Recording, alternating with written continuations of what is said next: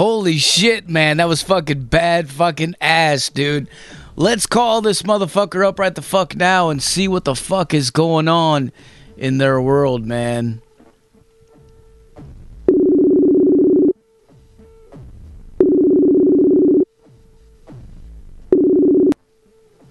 Hello. Michael. What's up? Dude, man. Dude, what's going on, man? We just got done blasting fucking Blasphacross, dude. That was fucking badass, man. Oh, yeah, good track, for sure. Hell yeah, dude. Hell yeah, man. I like to see the cross upside down. I love that lyric. I'm a big fan of it. Dude, man, what the fuck, man? That part right there at the end is so fucking heavy, man. It's so badass. And I love that we can hear every goddamn thing that you're fucking saying, too, man. Oh, yeah, man, thanks. We always try to strive to be as intelligible as possible so people can hear the shit we're saying. Hell yeah, dude. Blasphemous as fuck, man. Oh, yeah, that's what we aim for. Hell yeah. I can tell, man. I can tell. So tell us, man. Give us a little backstory on the band. Like, how did you guys get started, and how long you been doing this?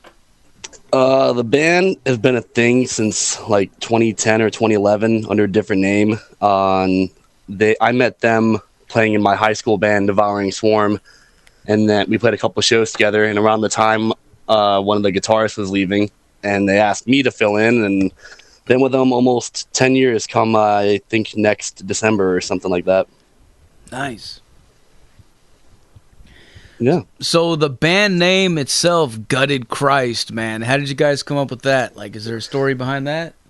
Oh, yeah. So the former guitarist, JD, he and Azareth, the former drummer, and Wargoat, the now bassist, were at a show at the Norva. I don't remember what show, and they were, per our brand, they were pounding Four Locos in the parking garage, and they were trying to think of a band name, and JD, as the story goes, is like, what about Gutted Christ? And the other two members liked it, and it stuck, and here we are now.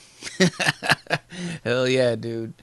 Hell yeah, man. And CDN Records, man, how did that happen?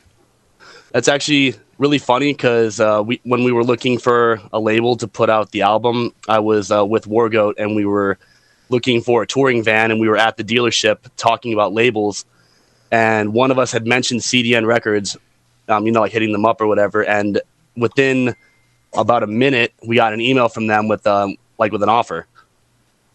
Wow. That's fucking badass, dude. So it's like it was just meant to be, man. Yeah, it was like spoken into existence, I guess. Hell yeah, dude. They're fucking awesome, man. Fuck yeah.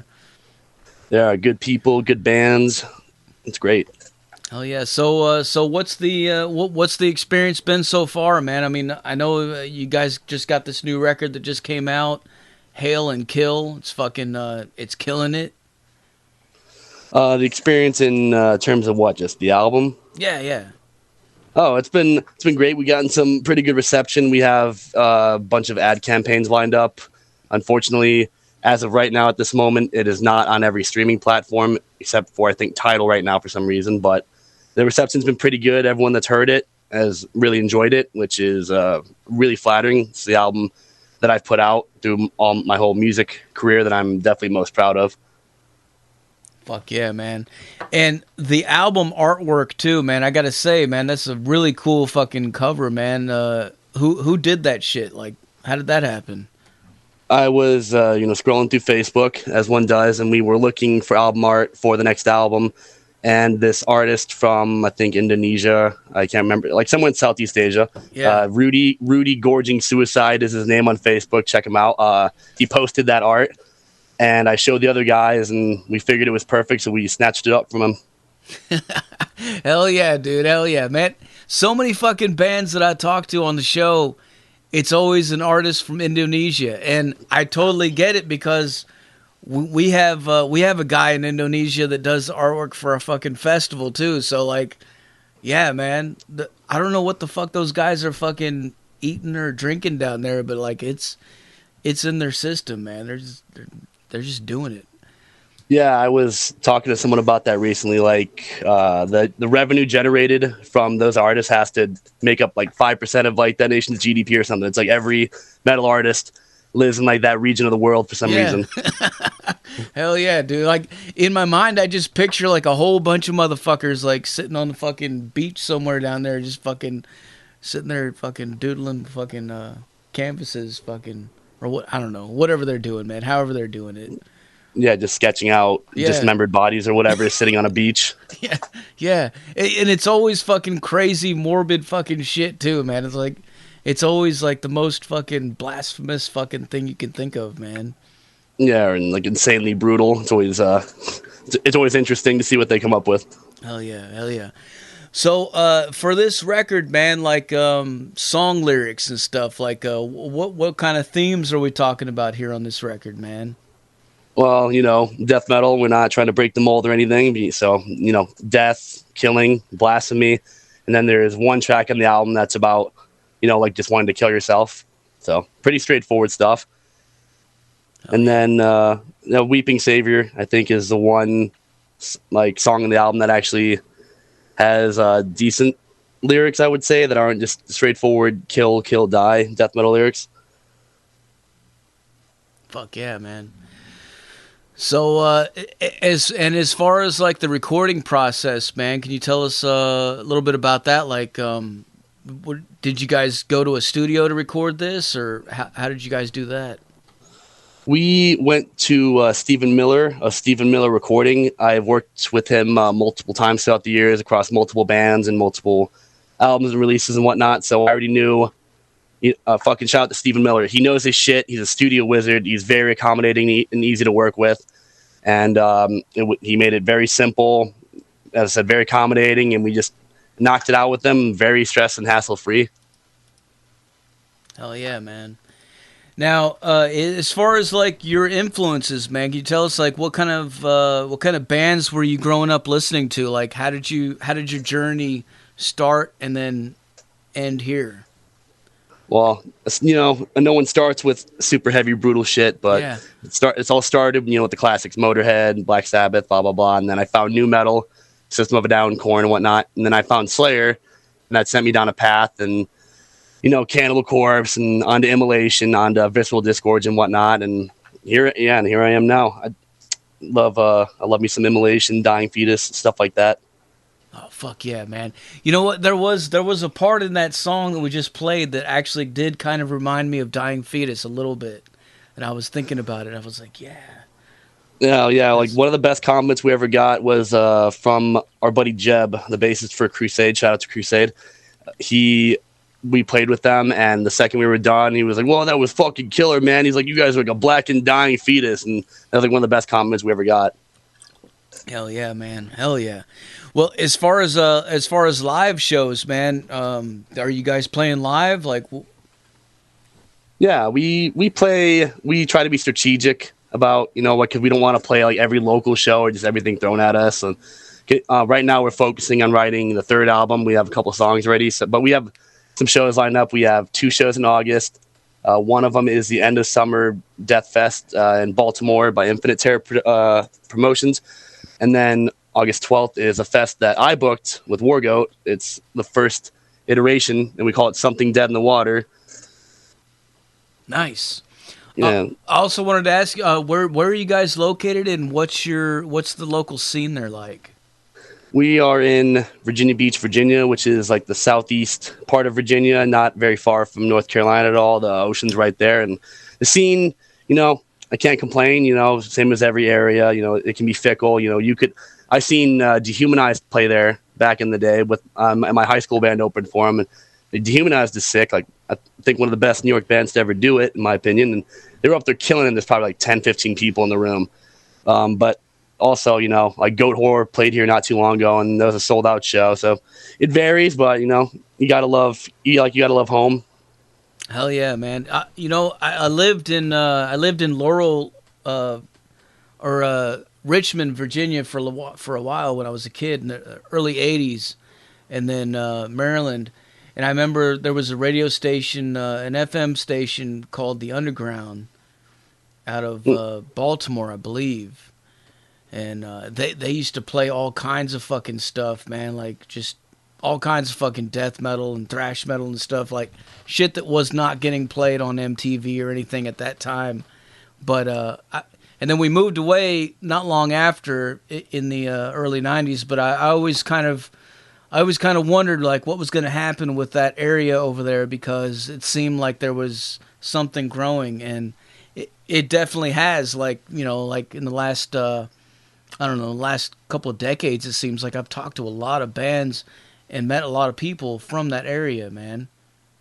Really cool. Well, yeah, like the Baltimore Richmond area. Yeah, like Baltimore is a sweet hub. There's nothing for the most part but fucking just sick bands that come out of there. You know, like Dying Fetus is from there, and Visceral Disgorge, other bands like that. If I'm Bound by the Grave is another fucking sick act. You know, shout out to them. They're our boys.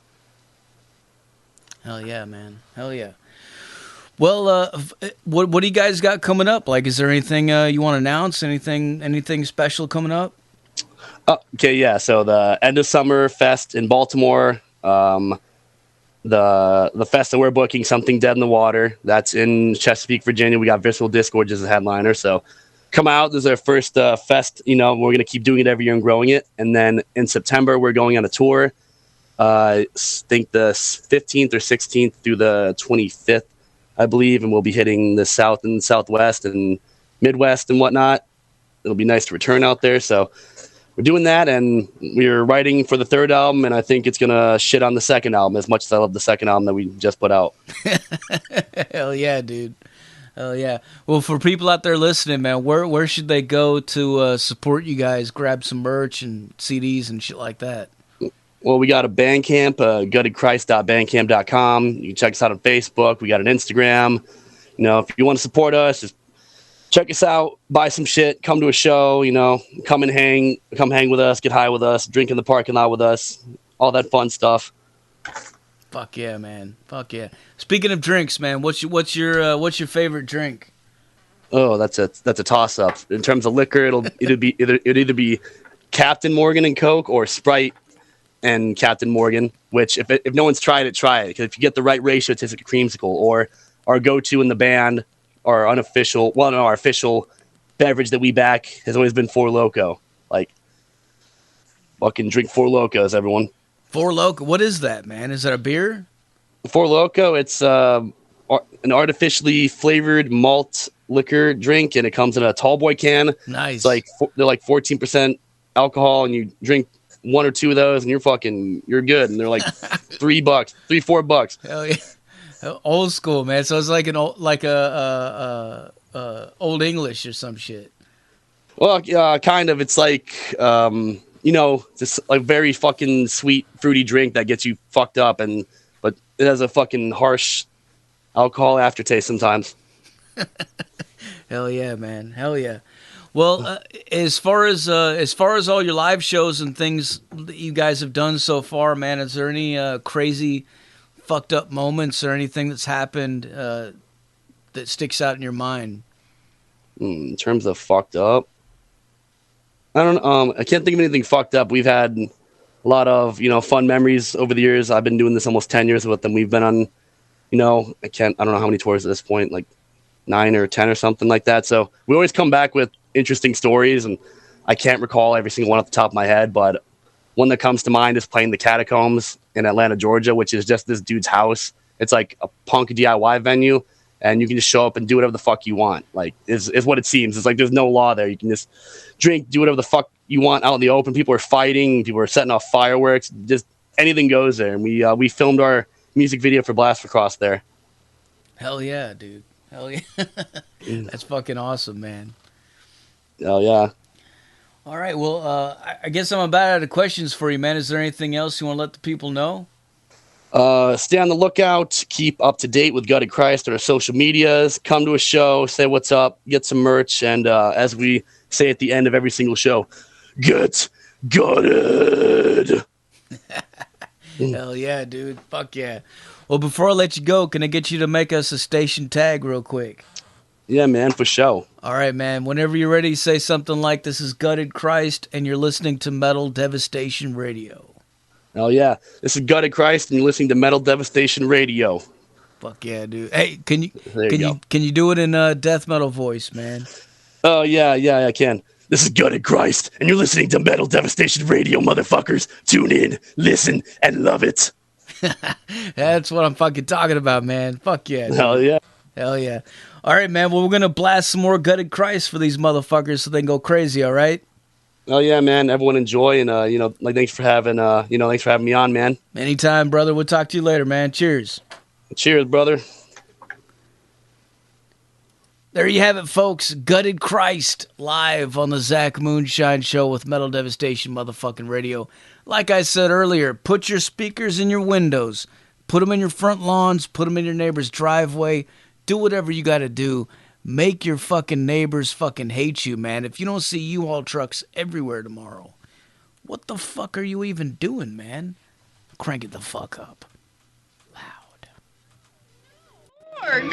All those patients that disappeared, they're dead.